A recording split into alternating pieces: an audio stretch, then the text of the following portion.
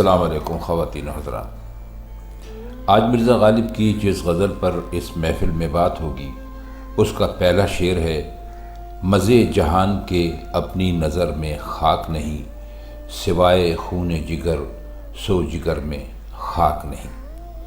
اس میں کوئی مشکل لفظ نہیں ہے، اس لیے ہم اس کا مطلب کرتے ہیں۔ ہماری نگاہ میں دنیا کی لذتیں اور راحتیں بہت ہیچ ہو کر رہ گئی ہیں۔ پہلے ہمیں خون جگر پینے میں مزہ آتا تھا اور یہی ہمارا دستور تھا کہ خون پی کر گزارا کرتے تھے، مگر اب جگر میں کچھ بھی باقی نہیں رہا۔ خون کی جتنی دولت تھی وہ سب ہم نے خرچ کر ڈالی۔ شعر میں قابل غور نکتہ یہ ہے کہ خون جگر پینا کسی کے لیے بھی خوشی کا سبب نہیں ہو سکتا، لیکن مرزا اس کے عادی ہو چکے تھے اور اسی میں لطف لیتے تھے۔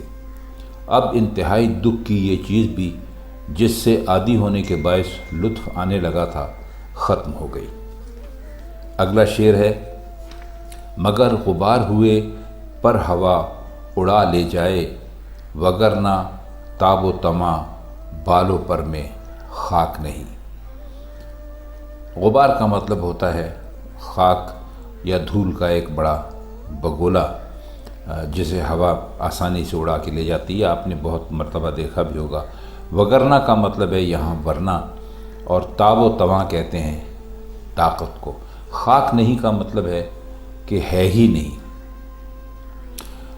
تو کہہ یہ رہے ہیں یہاں آپ مگر کو شاید بھی کہہ سکتے ہیں کہ میرے بالوں پر میں اب طاقت اور قوت تو بالکل باقی نہیں رہی، یعنی میرے لیے اب یہ ممکن ہی نہیں ہے کہ میں خود اڑ کر اپنے آشیانے یعنی اپنے محبوب تک پہنچ سکوں۔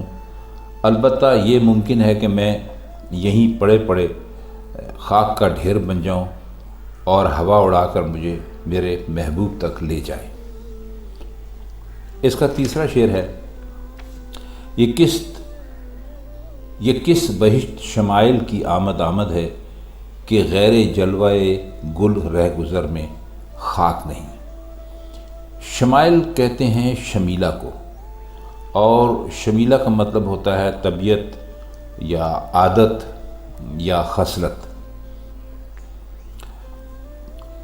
راہ گزر راستے کو کہتے ہیں۔ تو وہ کہتے یہ ہیں کہ یہ کون سے بہشت جیسے عادتوں والے محبوب کی آمد کا ہم سن رہے ہیں کہ راستے میں خاک کے بجائے پھولوں کا جلوہ نظر آتا ہے۔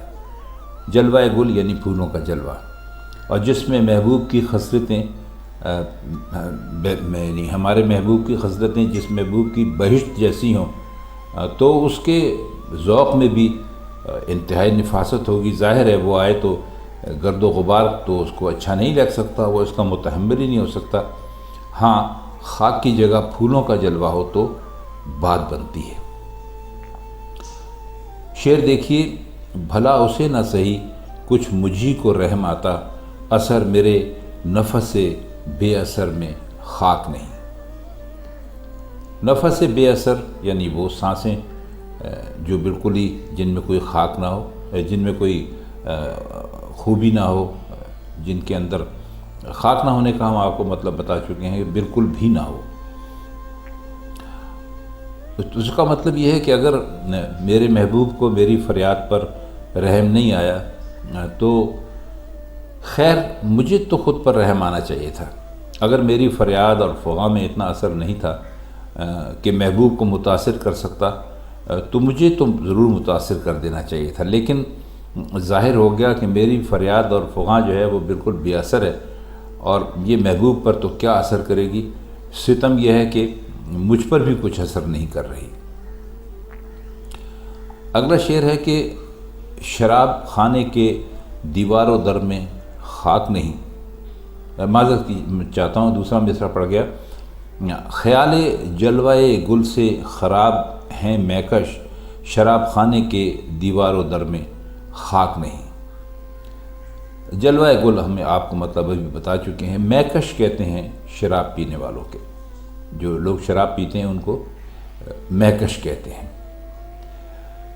اور جلوہ گل سے ان کا جو اشارہ ہے وہ ہے بہار کی طرف، اور خراب کہتے ہیں جو بالکل شراب پی کر مست ہو جائے، مدہوش ہو جائے، اپنے ہوش و حواس میں ہی نہ رہے۔ تو وہ کہتے ہیں کہ جو شراب پینے والے ہیں وہ تو جلوہ گل کے تصور سے ہی مدہوش ہو گئے، اور شراب خانے کے در و دیوار میں تو کچھ بھی نہیں ہے۔ بظاہر مطلب یہ معلوم ہوتا ہے کہ شراب خانے میں تو کچھ نہیں رہا، اس کے در و دیوار میں تو خاک اڑ رہی ہے۔ اب شراب نوش صرف بہار کے خیال سے بدمست ہیں۔ مطلب یہ کہ انسان ماضی میں یا گزرے ہوئے وقت کے اچھے خیالات یا اچھی یادوں کے ساتھ خوش رہ لیتا ہے۔ اب دیکھیے شعر ہے کہ ہوا ہوں عشق کی غارت گری سے شرمندہ، سوائے حسرت تعمیر گھر میں خاک نہیں۔ غارت گری کا مطلب ہوتا ہے برباد کر دینا، اور حسرت تعمیر یعنی کوئی چیز بنانے کی حسرت یا آرزو۔ تو وہ کہہ یہ رہے ہیں کہ عشق نے میرا سب کچھ برباد کر دیا، اب میرے گھر میں تعمیر کی حسرت کے سوا کچھ باقی نہیں رہا۔ یعنی پھر سے سب کچھ بنا لینے کی آرزو ہے، لیکن بنا لینے کی طاقت نہیں ہے، اور وہ آرزو حسرت بن کر رہ گئی ہے۔ عشق برباد کر رہا ہے مجھے لگاتار، وہ بربادی کی عادت چھوڑ نہیں سکتا۔ میں شرمندہ ہوں کہ اس عشق کا جو غیرت گری ہے، جو اس کی غیرت گری ہے، اس کی تسکین کے لیے میں کیا کروں۔ آخری شعر ہے کہ ہمارے شعر ہیں اب صرف دل لگی کے اسد، کھلا کے فائدہ عرض ہنر میں خاک نہیں۔ عرض ہنر اپنی شاعری کے لیے انہوں نے کہا ہے، تو اپنے آپ کو مخاطب کر رہے ہیں، اور یہ اس زمانے کا شعر ہے جب غالب تخلص نہیں کرتے تھے بلکہ اسد تخلص کیا کرتے تھے۔ تو کہتے ہیں کہ اے اسد، اب ہم صرف دل لگی کی خاطر شعر کہتے ہیں، ورنہ وہ جو پہلے ایک غرور تھا کہ ہم صاحب ہنر ہیں اور دنیا کو اپنا جوہر دکھائیں گے، تو وہ تو سمجھے ختم ہو گیا۔